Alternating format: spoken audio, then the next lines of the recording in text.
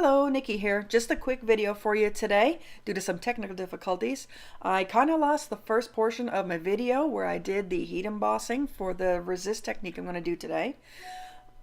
Just a quick rundown of how that went. I stamped the Merry Christmas that is in gold first and heat embossed that, and then I used that to line up the rest of the sentiments, which I heat embossed in clear so I could do the resist for today. I'm going to pull out my craft mat here because this can get a little bit messy. Lay my card front on top of it. And I'm going to use the Distress Crayon that came in the November box, along with this Distress sprayer here with some water in it just to get the color moving around. And I'm going to show you how easy it is to use these Distress Crayons. I'm just going to color over the top of this. Kind of looks like a rubbing when I'm done.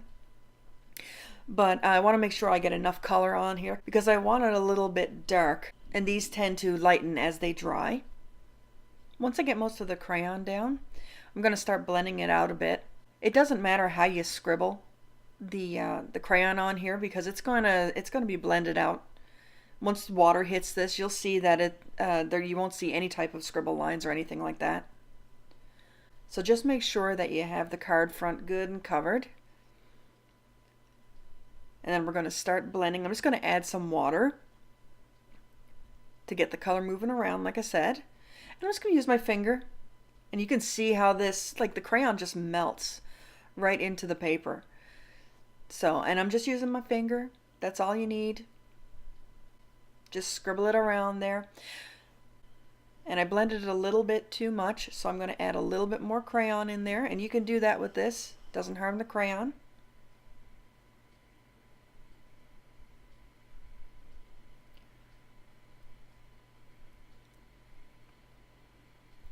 This will add some variation into the background, making sure that it is all good and blended in there.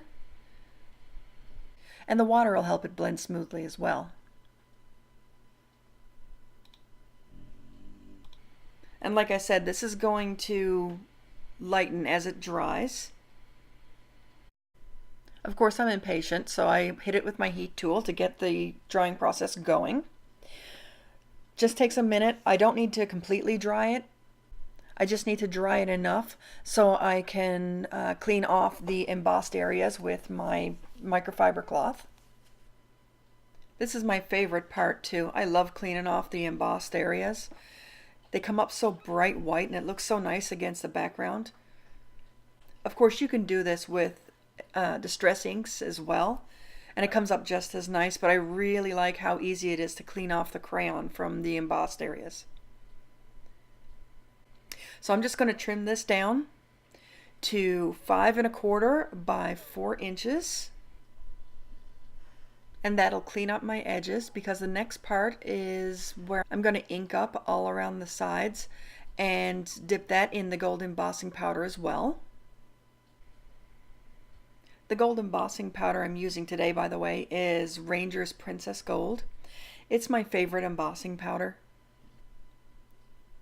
I always find that a lot of other embossing powders are, I guess the gold is just too yellow. You know what I mean? Next, I'm just going to take my Nuvo clear mark. I'm going to ink my panel just around the edges so I can heat emboss them in gold. I'm not looking for a hard line. I just want to get enough ink on there so when I heat emboss it, the gold looks like it's just melted around the edges. Give me a moment here. I need to clean up my clear embossing powder. Now I'm going to sprinkle the gold all around the edges of the card, and you can see how the ink didn't come in too far. So it's a really fine line all the way around. Make sure you tap off any excess embossing powder as you're working your way around the card so you don't get any stray bits of gold all through your wording.